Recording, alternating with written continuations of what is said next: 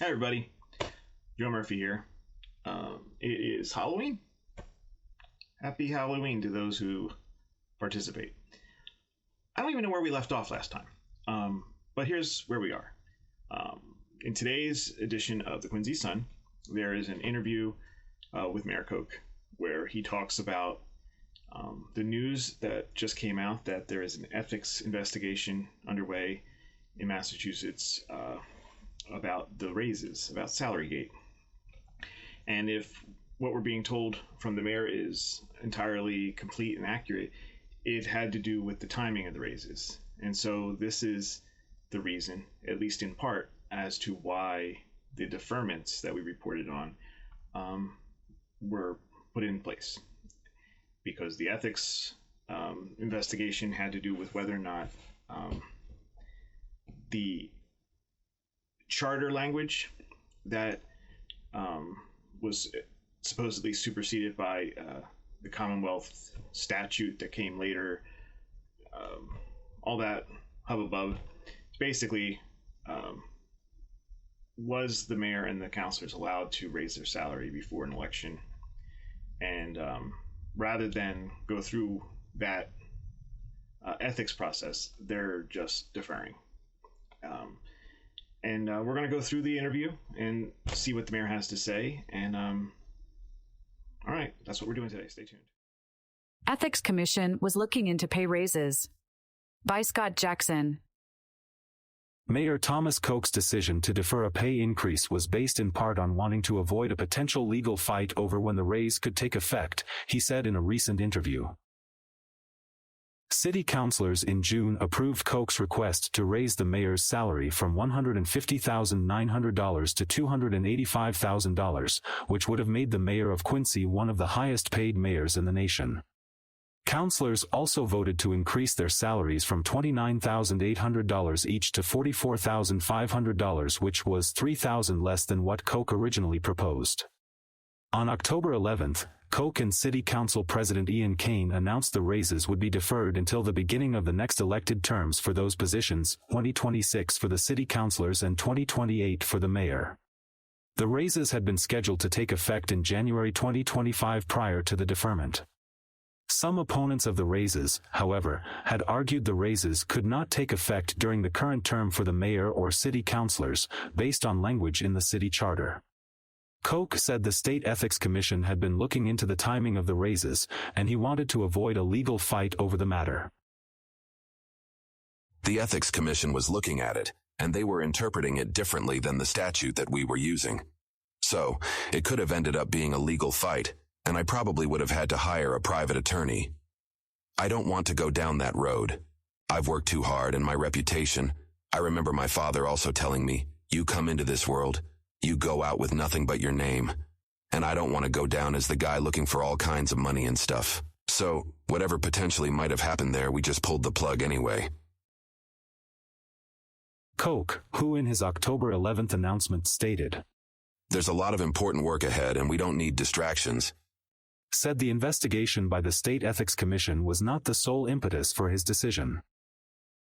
This thing wasn't going away. People were out getting signatures, the letters to the editor, the phone calls. It becomes a distraction on the day-to-day operation. I want to move on. I want to get stuff done. Well, I don't think that's too surprising so far. I think it's, I have some questions as to why the ethics investigation wasn't brought up earlier. I mean, considering it was part of the reason they deferred, seems like it could have been brought up, in the original statement. Could have been brought up when the mayor went on Joe Catalano's show. Could have been brought up by Councilor Kane in his interview last week. I think it was last week. But, okay, it wasn't brought up. And so I have questions as to, did the Quincy Sun do some digging and found out about the investigation and asked about it? Or did Mayor Koch and the administration decide they want to let people know about it? It's not the end of the world either way. I'm just curious about it. But so far, this is good. He wants to be, well, it seems good. He wants to be active. He wants to get things done. And, he repeated the question about it being a distraction. Said it wasn't going away. And I think we here at Adjust Quincy are part of that. We are part of the reason why it wasn't going away. But ultimately, the citizens, brought it up and kept it going. Yeah, they were writing letters and they were getting signatures, and the mayor decides to defer these until later. But that brings up other questions, and well, let's see what else he has to say. The raises were included in the budget city councilors ultimately approved for fiscal year 2025, which began on July 1st. Koch said the money set aside for the raises, approximately $134,000 in the current fiscal year, would remain on the books and at the end of the fiscal year would either go towards free cash or be used to offset deficits elsewhere. At the end of every year, there's departments that are in the red. Some are in the black, depending on the winter you have. So at the end of the year, you balance the books. You do all the year-end transfers. So anything extra goes to either bail out a department that may be in a hole, or it all falls into free cash, which essentially goes into the rainy day account. Koch said he plans to keep the raise for the mayor in the budget for fiscal year 2026, even though he will not accept the pay increase.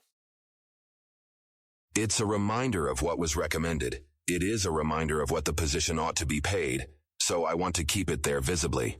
I won't accept it, but I will leave it there visibly. Okay, I'm getting heated. Sweatshirt's off. This is where they lose me.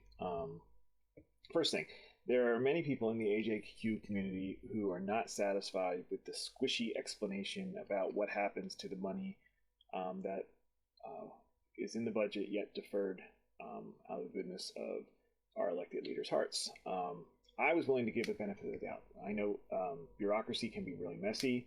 I do budgets for my day job, and I understand the concept of free cash and rainy day, etc. In my experience, you usually have to stay within categories. So this is, let's take, for example, if you have $20 million budgeted for fleet vehicles for the city's, fleet of vehicles, and you only end up spending 15. There could be a situation where you spend the remaining 5 on electric vehicle chargers, or maintenance of the fleet, tires, whatever. That would be an example of staying within a certain category. These deferred raises would come under the personnel category, so it's a little bit worrisome if they have to stay within categories. Would they have to spend that money on other employees? So could this just go towards other heads of departments, salaries, etc.? We don't know.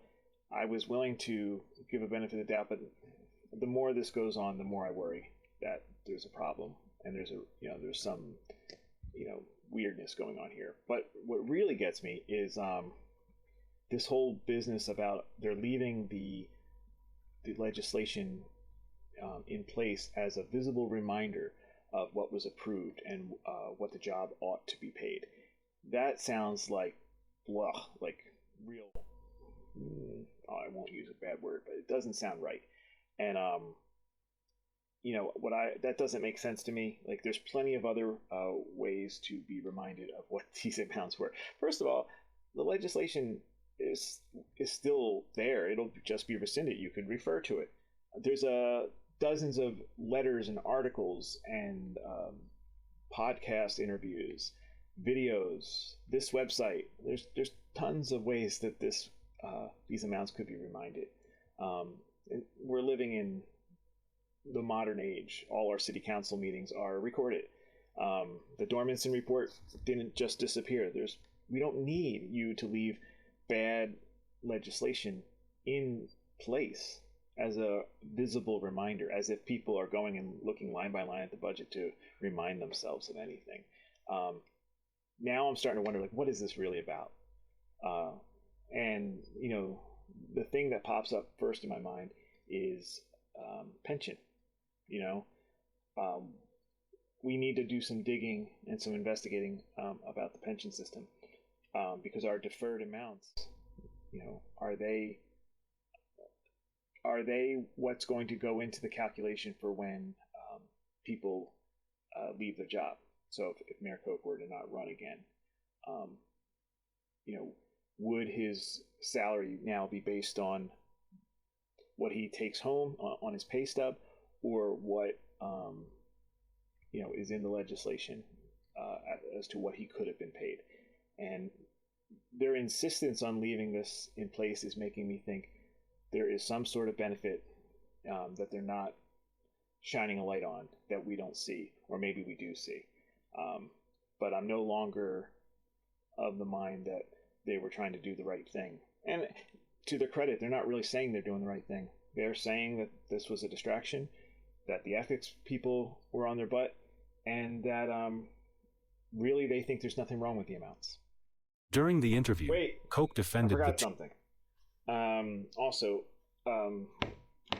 Scott Jackson put $134,000 that was saved this fiscal year, and that's not what I came up with, so I just want to go through it with you real quick. So right now, the mayor is asking for $285,000, and according to the article, they're going off the figure that he is currently making $150,900. So when we subtract that, that is $134,000. But there is also the salaries of the city councilors. So if we take that, they're $44,500 their new ask, and then we subtract their current salary, that's $14,700 per counselor. So that comes to $132,000. So I believe the total savings should be $132,300 plus $134,100. During the interview, Koch defended the $285,000 salary. He said that the average person does not understand the complexity of the job and compared that salary to the salaries of elected municipal officials. This isn't a criticism, but I don't think the average person understands the complexity of the job, the CEO aspect of the job. They see you out and about at events cutting ribbons. You know it's several thousand employees. It's a $500 million budget. You're making decisions every day. We hire, we fire, we have investors in. We're working for pro-development in the right parts of the city. There's a lot to it. And I don't think people appreciate that, because it's always been a little strange to me that we can talk about a superintendent being at $350,000. Nobody would say boo. A police or fire chief could be $280,000. Nobody would say boo. Town managers a third or a quarter the size of Quincy are at $250,000, $275,000. Nobody says boo. The city of Cambridge, the city manager's salary is $325,000, and the mayor is $125,000. They're two separate jobs. Worcester is the same thing, two separate jobs. In Quincy, we do both.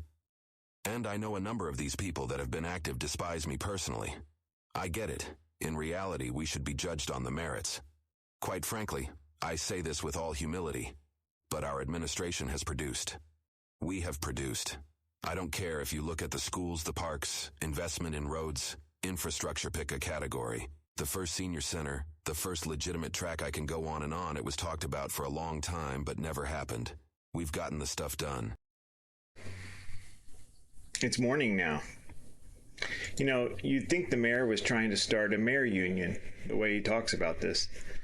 He can't make up his mind about how he feels. He said earlier in the interview that it's not about the money, and then he repeated that nice advice that his dad gave him. Public servants make less money. Full stop. The president, governors, mayors. All these positions have CEO aspects, and it is not reflected in their salaries. At least not in comparison to private industry counterparts. The mayor goes on to mention how much he has produced. And then he lists categories that are Mayor 101, infrastructure, roads, a walking track. But he doesn't mention the debt the city has taken on.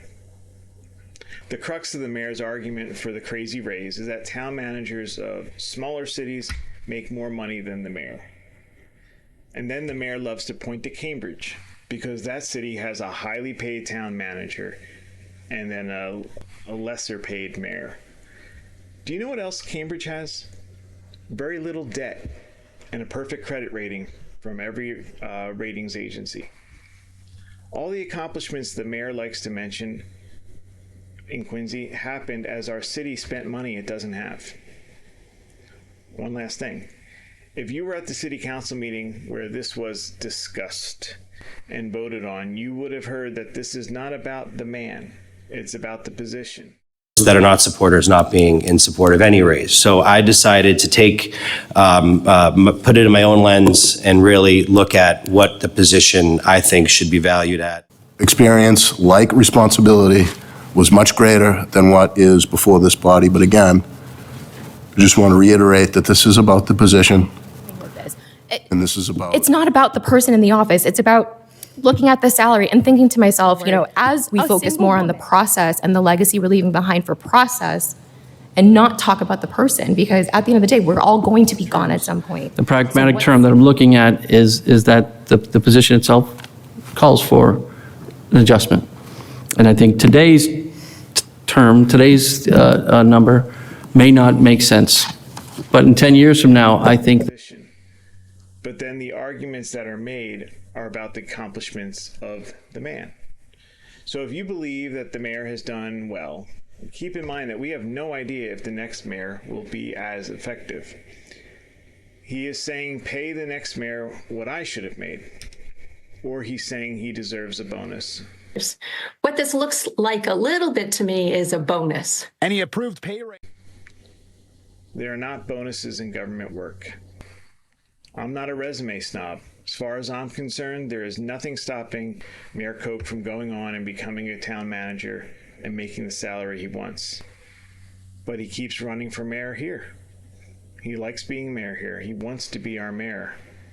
He wants the cachet of mayor where he answers to no one, but he wants to be paid like a city manager, a hired professional who must answer to elected leaders such as city or town councils.